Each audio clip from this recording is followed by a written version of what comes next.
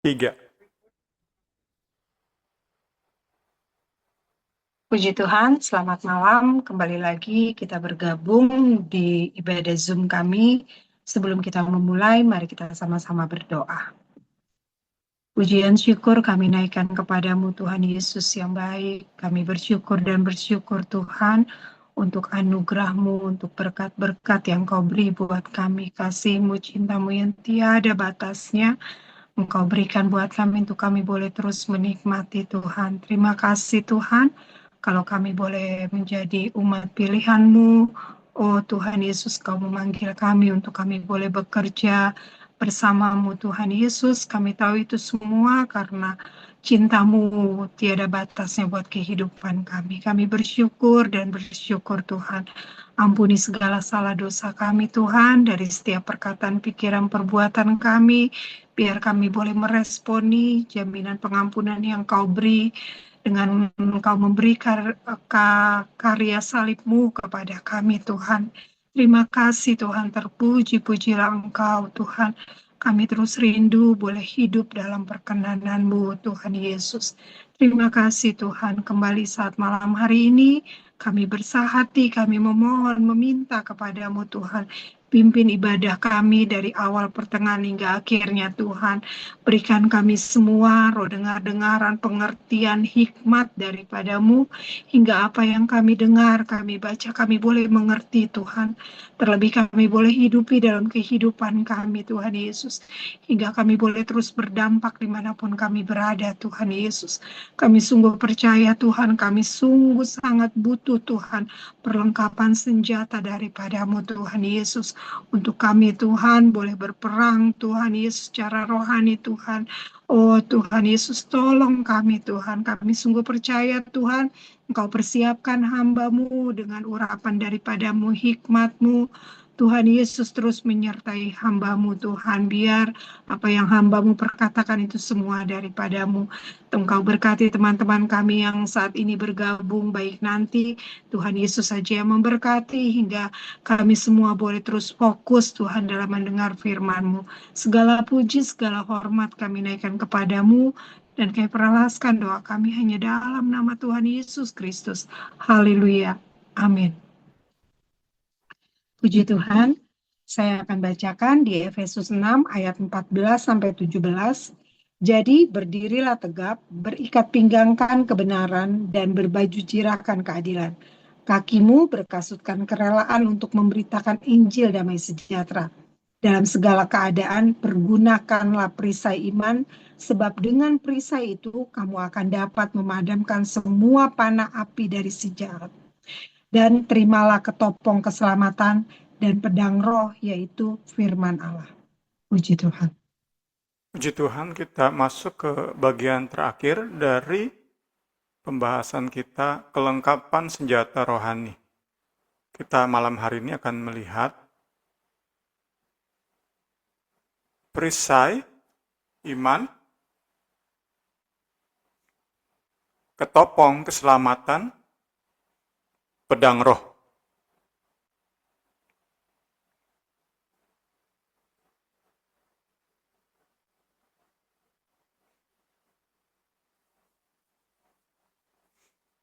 Kita lihat yang pertama ayat 16. Dan senantiasa memegang perisai, yaitu iman. Maka dengan dia itu, dengan perisai iman, dapat kamu memadamkan segala anak panah berapi daripada si jahat itu. Puji Tuhan.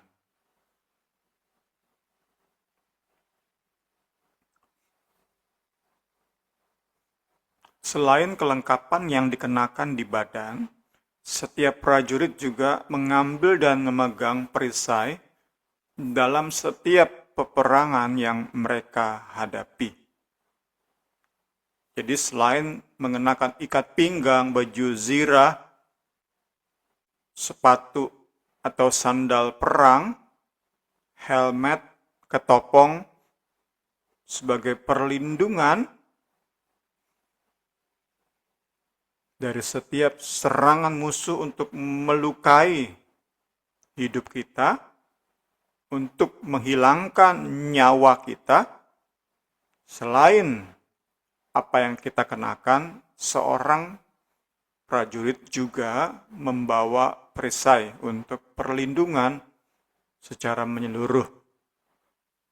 Perisai yang Paulus gunakan sebagai gambaran adalah perisai yang besar yang melindungi seluruh tubuh, bukan hanya sampai pinggang, tetapi seluruh tubuh.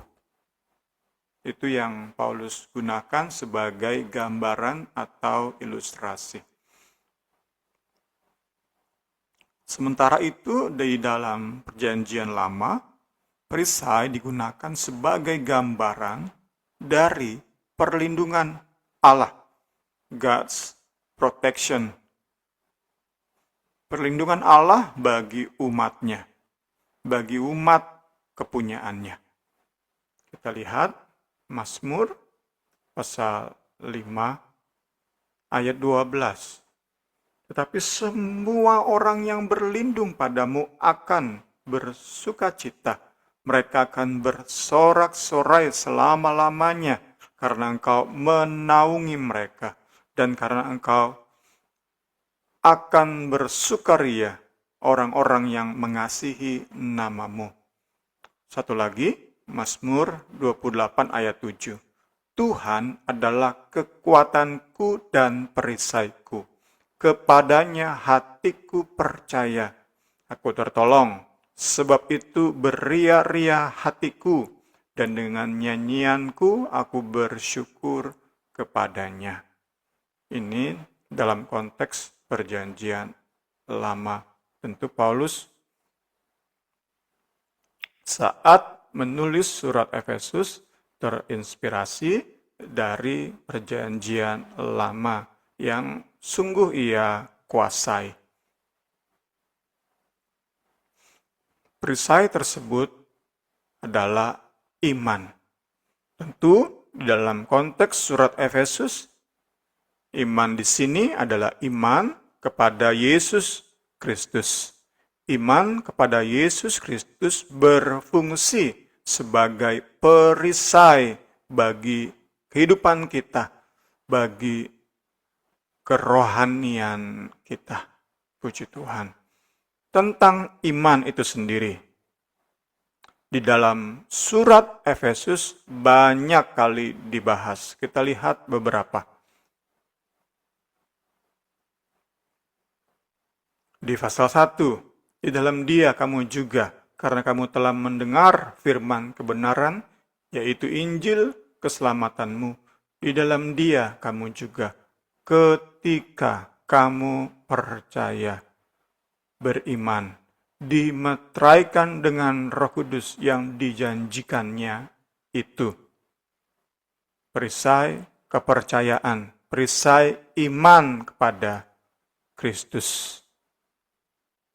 Saat dengar Injil, kita beriman, iman itu menjadi perisai bagi kita.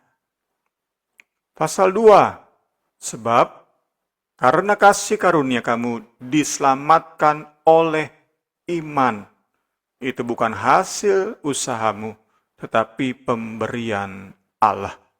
Kemudian lanjut ke pasal 3.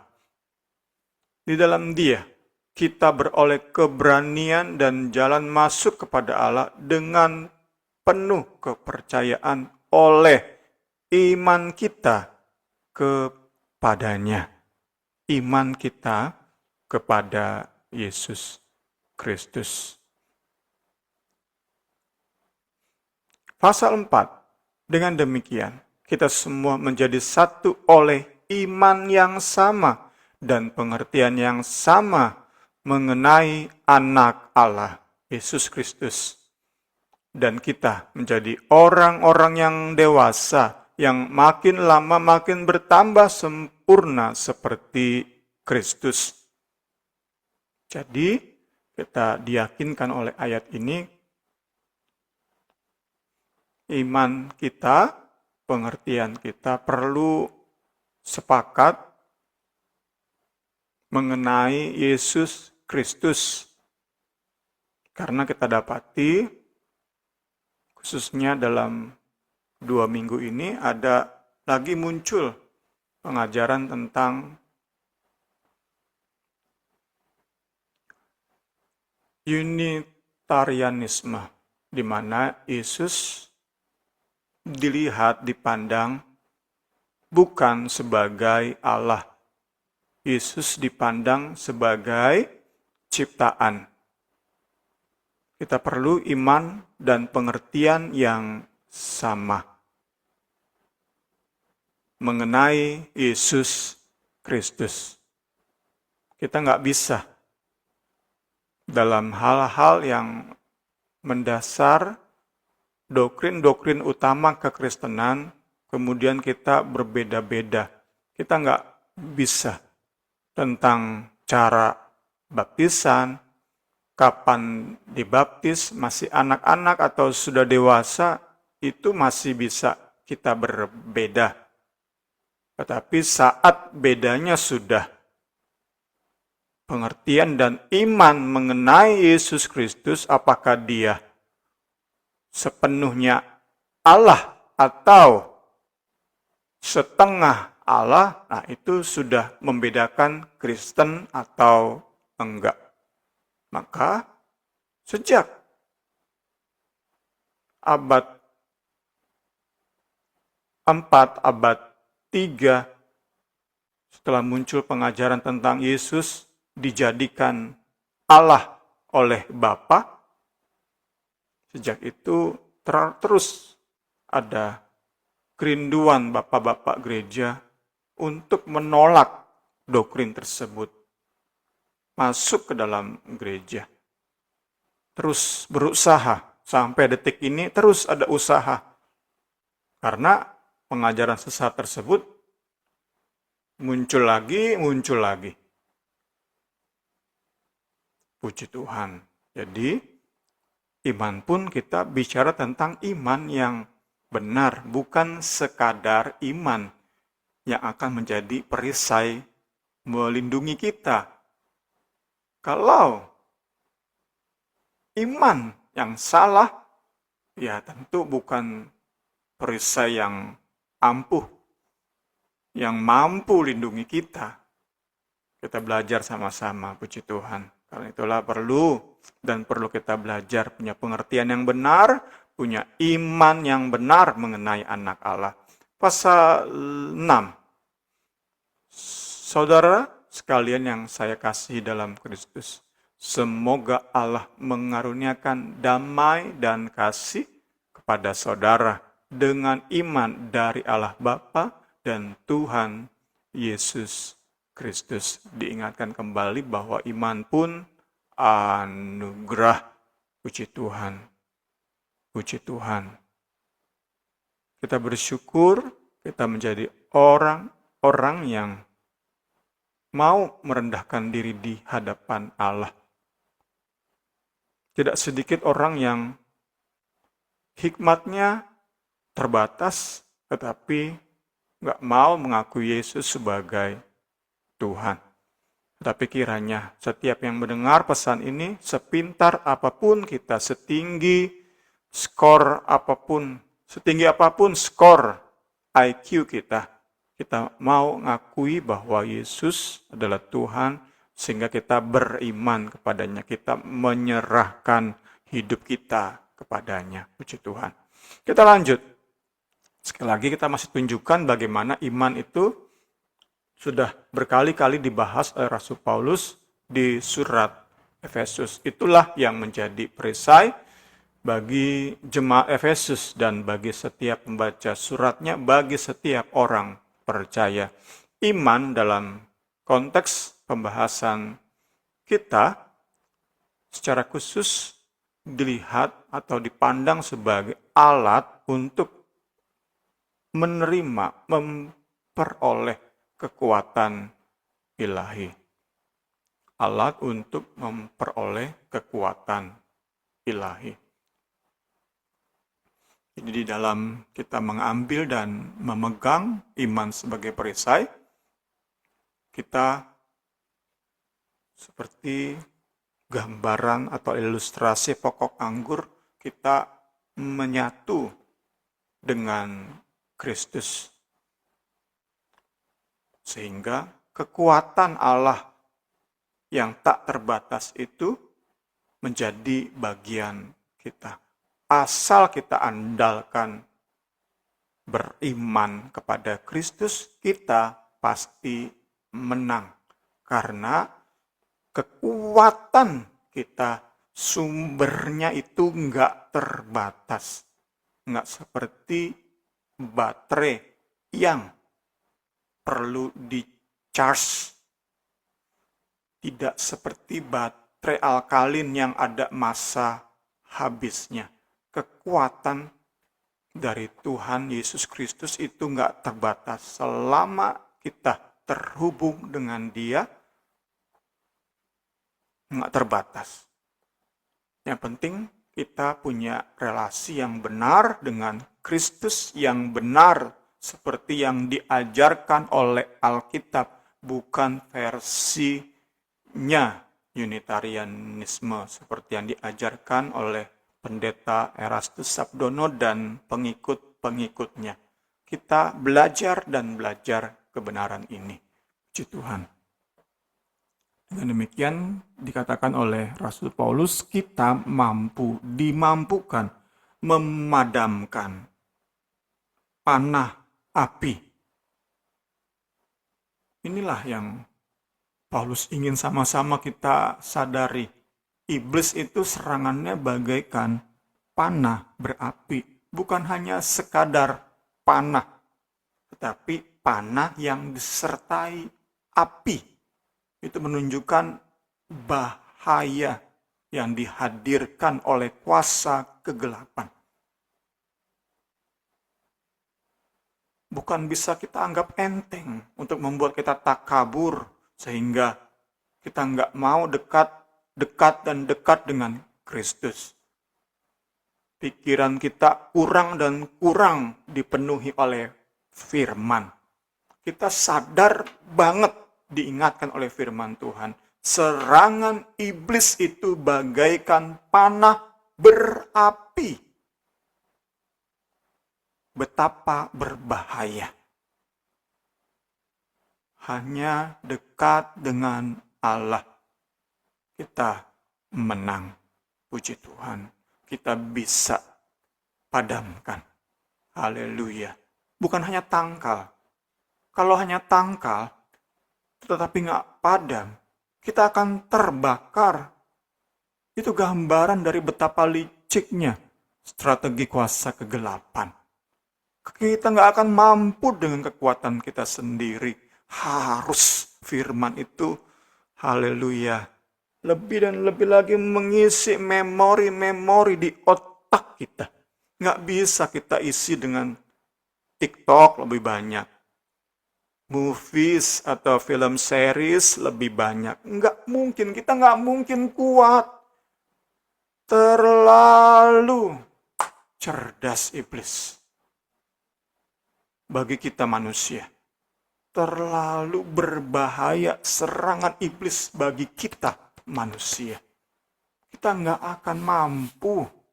Mungkin kita bisa tangkal bayangannya, ilustrasinya. Tetapi api itu akan pada akhirnya membakar kita. Kita nggak bisa dengan kekuatan sendiri. Mau nggak mau tiap-tiap hari kita biasakan untuk renungkan firman.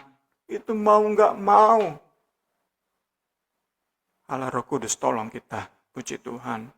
Inilah alasan Paulus. Gambarkan serangan iblis itu bagaikan panah berapi. Bukan hanya sekadar panah berapi. Paulus ingin banget jemaat Efesus sadar sepenuhnya. Iblis itu serangannya berbahaya.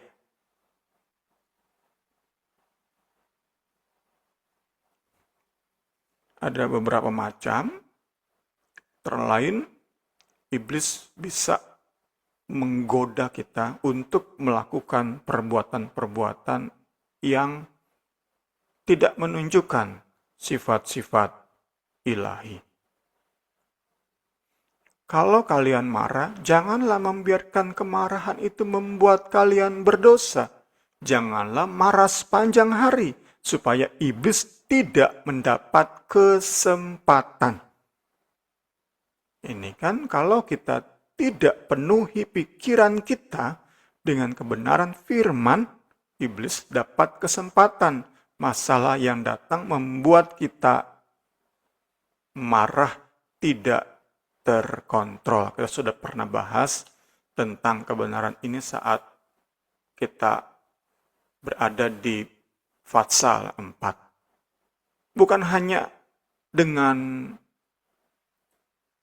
godaan untuk melakukan perbuatan yang tidak mencerminkan sifat-sifat ilahi, tetapi juga iblis bisa menyerang dengan menimbulkan keraguan di hati.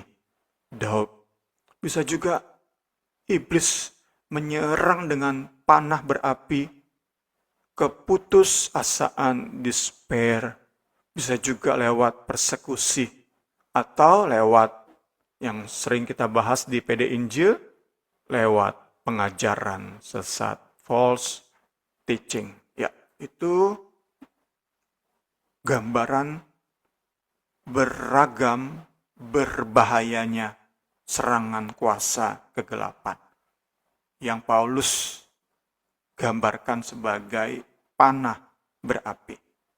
Tanpa perasa iman kita kalah. Kita pasti kalah, puji Tuhan. Masuk ke ayat 17. Dua kelengkapan terakhir adalah ketopong keselamatan dan pedang roh. Ketopong atau helm itu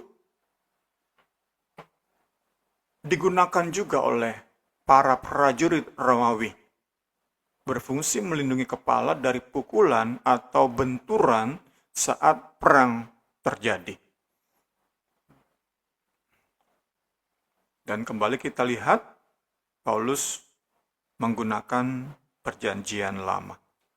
Yesaya 59, kita sudah lihat ini, saat kita bahas baju zirah, baju besi, ia mengenakan keadilan sebagai baju zirah, dan ketopong keselamatan ada di kepalanya, Yahweh, Allah Israel. Yahweh mengenakan pakaian pembalasan dan menyelubungkan kecemburuan sebagai jubah.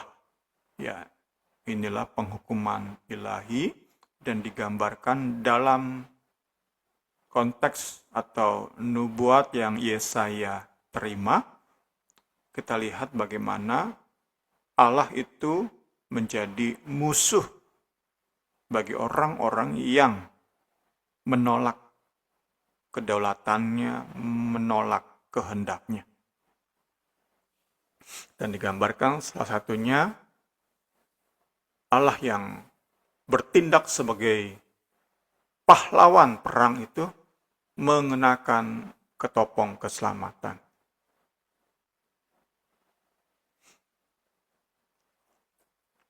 Yang di PL dikenakan oleh Yahweh, sekarang ketopong itu, helm itu diberikan, dianugerahkan kepada gereja. Jadi kita bisa gambarkan sekarang, kalau kita mau bisa lebih lagi memperoleh berkat dari bahasan ini, kita bisa imajinasikan bagaimana Allah yang adalah pahlawan perang membebaskan kita umatnya, gerejanya, dan setelah kita diselamatkan, dimerdekakan, dibebaskan, kita menerima ketopong itu untuk perlindungan kita. Karena iblis akan terus berusaha kembali mengalahkan kita. Itu yang bisa kita imajinasikan, gambarkan di pikiran kita. Berasal dari Allah. Allah kenakan itu saat membebaskan kita. Itulah helmet. Bahkan seluruh perlengkapan senjata Allah ini milik Allah, berasal dari Allah, diberikan kepada kita, dianugerahkan bagi kita, gerejanya. Tanggung jawab kita sekali lagi mengambil dan mengenakannya. Puji Tuhan. Puji Tuhan.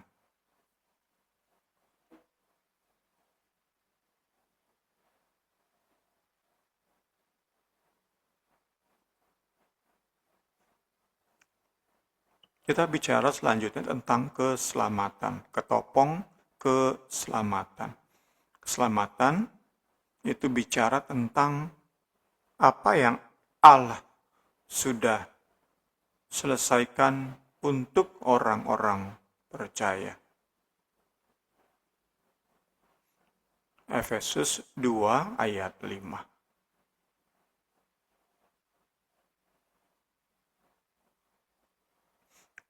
Telah menghidupkan kita bersama-sama dengan Kristus. Inilah keselamatan. Saat Allah yang Yesaya gambarkan datang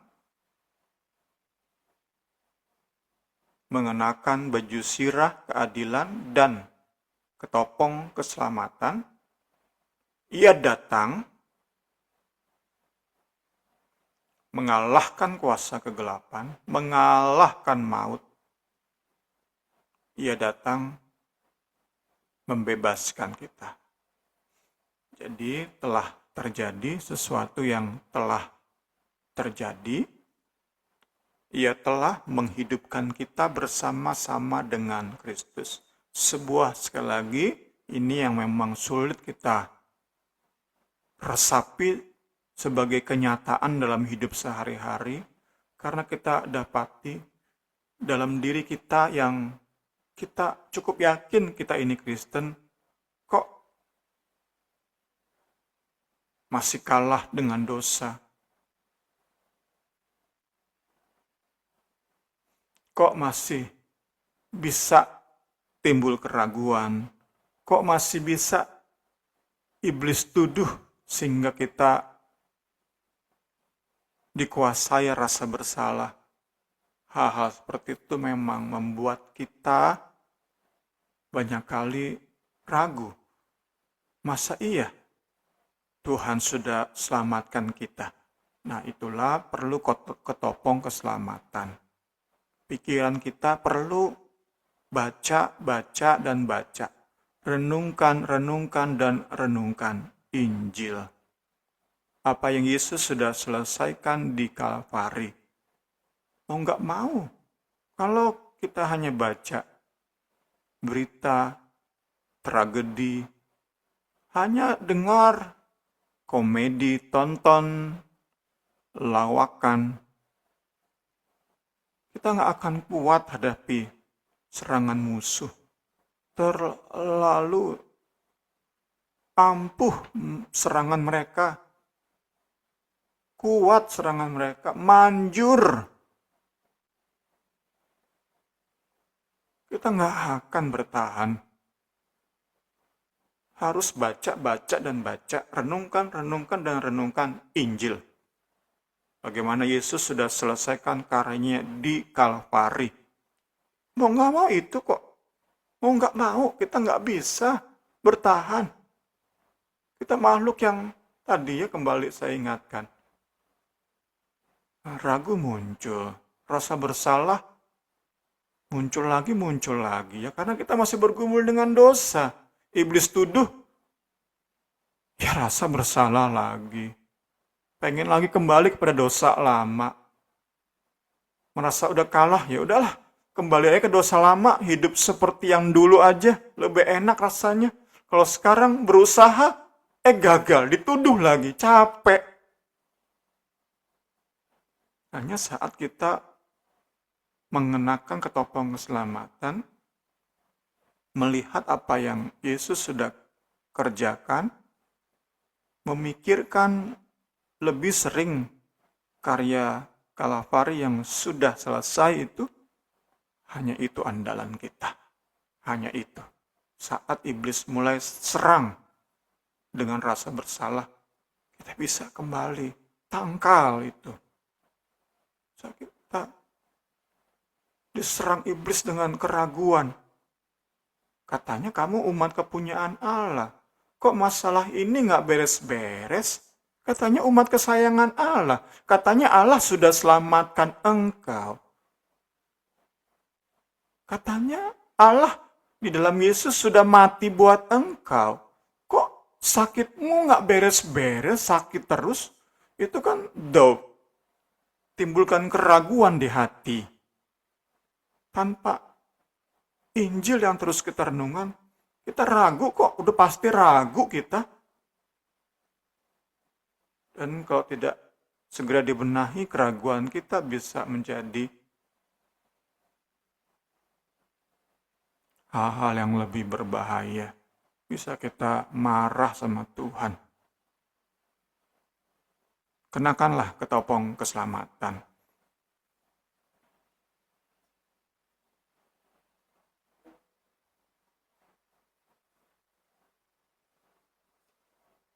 Terakhir, puji Tuhan adalah pedang roh. Puji Tuhan.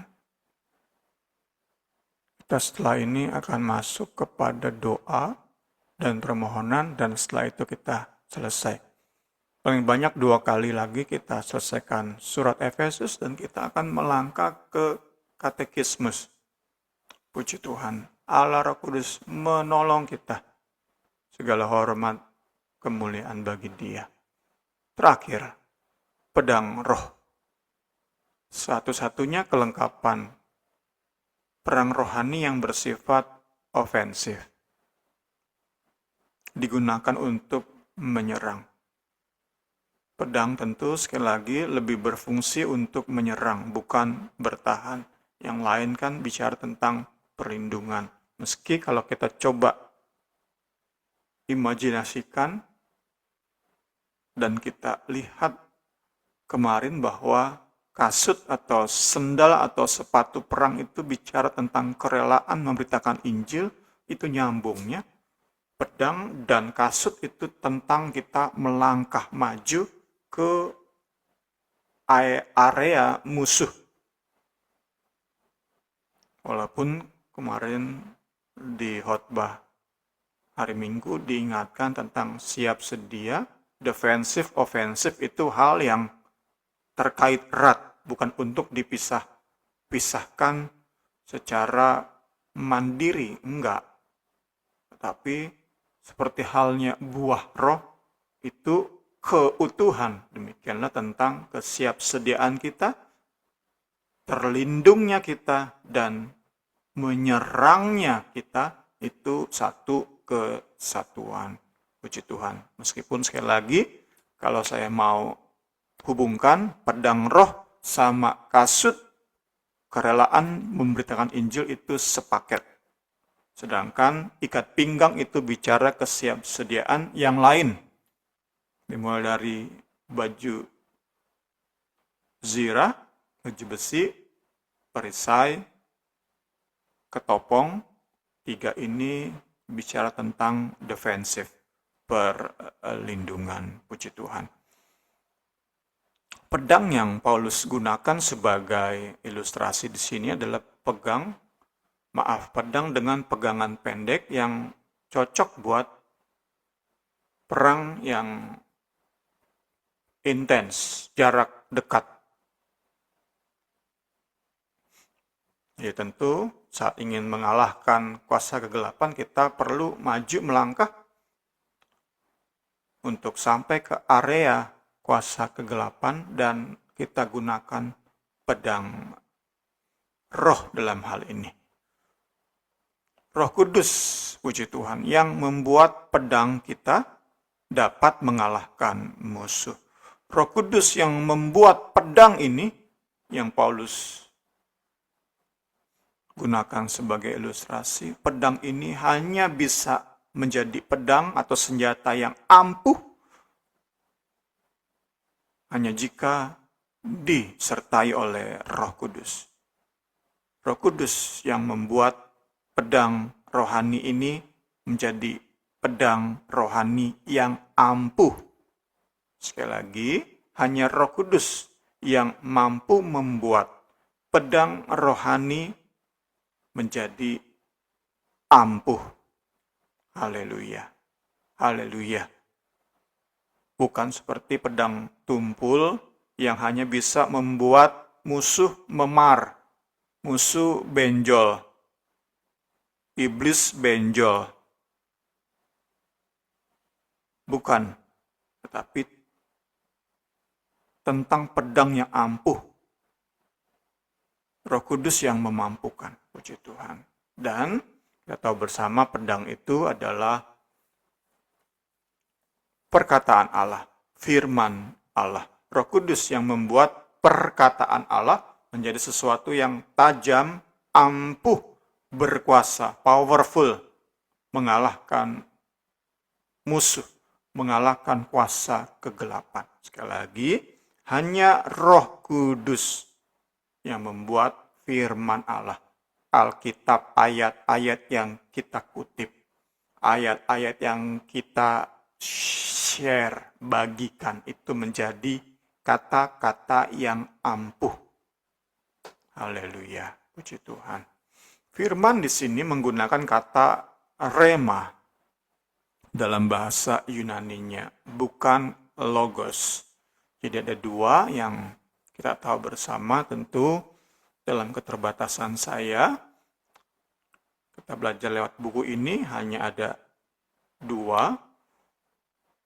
Saat Alkitab Perjanjian Lama menulis tentang firman Allah, logos dan rema.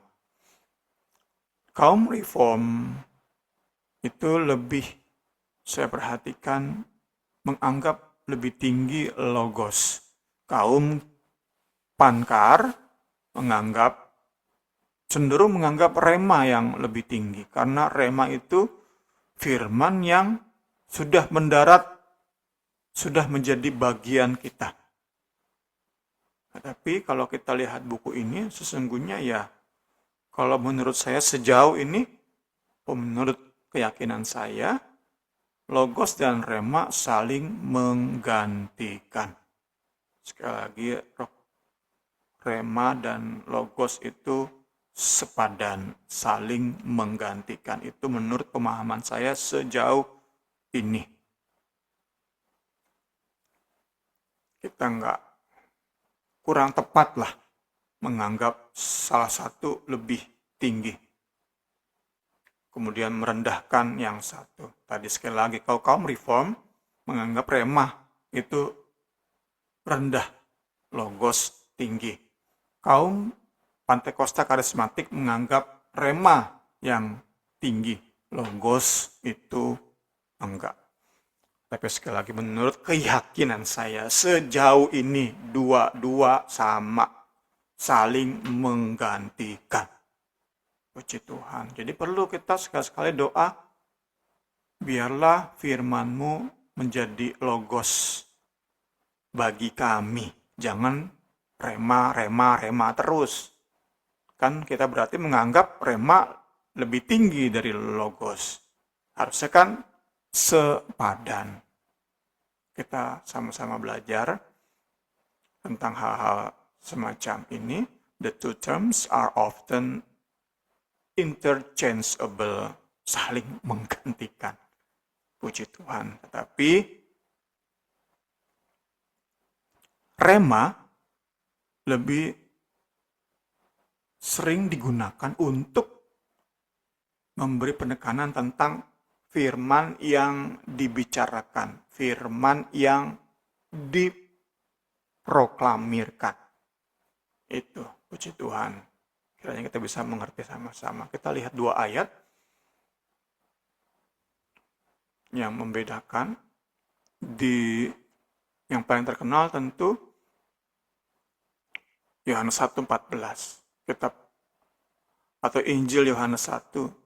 Firman itu telah menjadi manusia. Firman itu logos.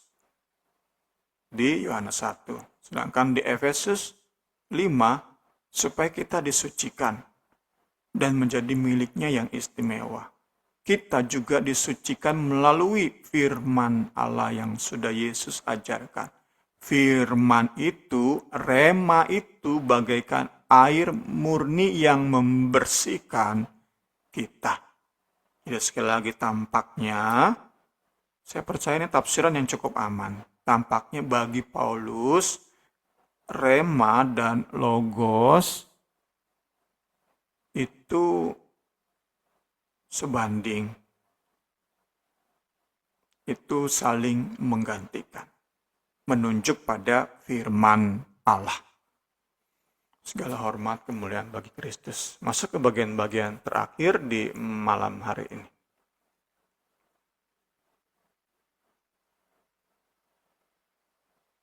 Konteks PL.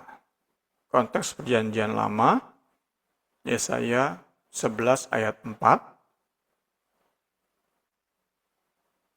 Tetapi ia akan menghakimi orang-orang lemah dengan keadilan dan akan menjatuhkan keputusan terhadap orang-orang yang tertindas di negeri dengan kejujuran.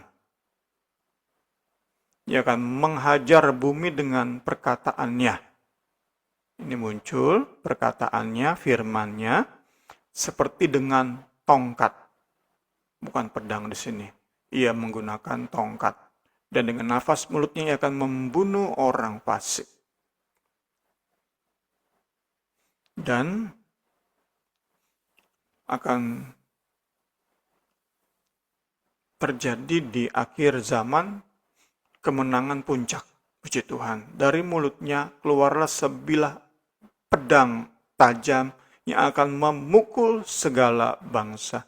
Ia akan mengembalakan mereka dengan gada besi dan ia akan memeras anggur dalam kilangan anggur. Yaitu kegeraman murka Allah yang maha kuasa. Daripada jubahnya dan pahanya tertulis suatu nama, yaitu Raja segala raja dan Tuan di atas segala tuan. Ya, kita bisa lihat di sini bagaimana pedang keluar dari mulut Allah dan itu dikaruniakan kepada kita untuk kita ambil dan kita kenakan untuk bisa mengalahkan kuasa kegelapan. Itu yang dapat kita peroleh malam hari ini, diingatkan kita bahwa kita punya tanggung jawab untuk juga melakukan penyerangan. Karena ada pedang. Kalau kita nggak punya pedang, nggak dikaruniakan pedang, it's okay kita nggak menyerang. Tapi since we have sword of spirit, karena kita punya dikaruniakan, pedang itu akan menjadi sia-sia jika kita nggak menyerang. Dengan dikaruniakannya pedang, kita sadar, oh, kita punya tanggung jawab untuk menyerang, untuk bersikap ofensif. Mau nggak mau, kalau nggak berarti kita sedang menyia-nyiakan anugerah Allah. Jadi salah satu bentuk bahwa kita sedang menyia-nyiakan kasih karunia Allah adalah dengan tidak membagikan kabar baik itu. Tidak membagikan kisah hidup kita, bagaimana Yesus mengubahkan kita. Tanggung jawab kita. Ada hidup-hidup yang dipulihkan. Ada mindset yang diubahkan. Mau nggak mau kita, nggak bisa kita terus kompromi, nggak enak hati. Nggak boleh. Kita mau sama-sama berjuang. Ada saat memang akhirnya akan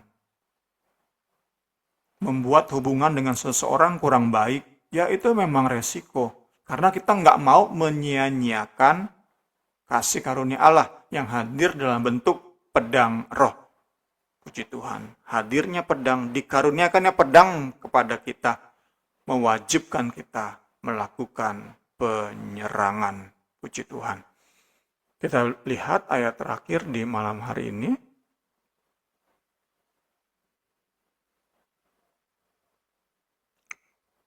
Memang saya seorang manusia biasa. yang penuh dengan kelemahan. Tetapi saya tidak mempergunakan rencana dan cara manusia untuk memperoleh kemenangan dalam pertempuran. Bukan senjata buatan manusia yang saya gunakan untuk merobohkan benteng iblis, yaitu pemikiran manusia. Melainkan senjata Allah yang ampuh. Dia pedang roh. Senjata ini dapat mengalahkan setiap perbantahan yang sombong dan merobohkan setiap pikiran yang melawan Allah. Kami menangkap semua pemikiran manusia dan mengubah mereka menjadi taat kepada Kristus. Puji Tuhan, ada orang-orang yang akan kita menangkan bagi Kristus saat kita mau lakukan penyerangan. Tentu hasil akhirnya bukan di kita hanya menjalankan tugas. Kita hanya tidak menyia-nyiakan anugerah Allah dalam bentuk pedang roh. Tugas kita serang. Apakah kemudian ada jiwa-jiwa yang diselamatkan, itu bukan tanggung jawab kita lagi. Puji Tuhan. Segala hormat kemuliaan bagi Kristus. Kiranya pembelajaran kita di malam hari ini akan lebih dan lebih lagi membuat hidup kita berarti, berdampak untuk kemuliaan nama Tuhan. Saya serahkan kembali kepada Ibu Rini. Puji Tuhan. Puji Tuhan, saat malam hari ini kita ada Niar. Mungkin Niar ada yang mau ditanyakan atau ditambahkan melalui pemaparan tentang ketopong keselamatan. Belum, Kak. Terima kasih, Bung, untuk penjelasannya. Iya, terima kasih Niar sudah bergabung saat malam hari ini. Biarlah firman Tuhan saat malam hari ini boleh menjadi kembali menjadi logos tuh kata Bung Semi, logos dan rema itu saling melengkapi ya. Biarlah firman Allah ini terus bisa mengubah, kita boleh mengerti, Roh Kudus itu boleh terus melengkapi kita untuk kita boleh terus mengerti akan firman Tuhan saat malam hari ini. Nanti saya minta Niar yang tutup dalam doa ya.